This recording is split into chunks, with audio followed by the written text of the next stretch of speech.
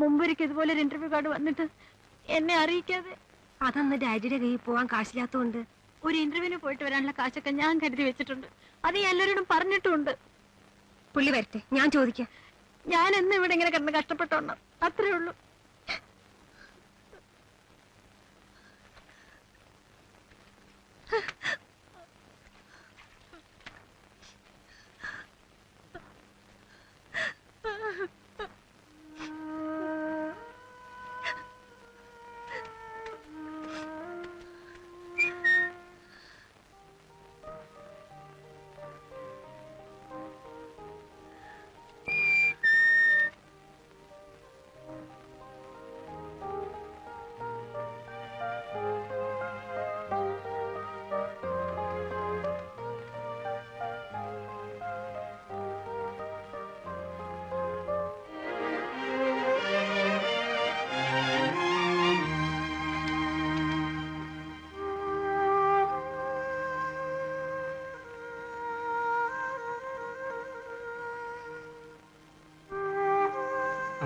മതിയാക്കിയില്ലേ?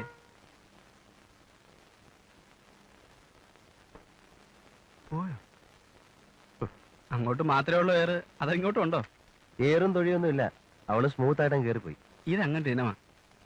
ഇളയതിന് പിന്നെ ഒരു അലുവൊക്കെ ഉണ്ട്.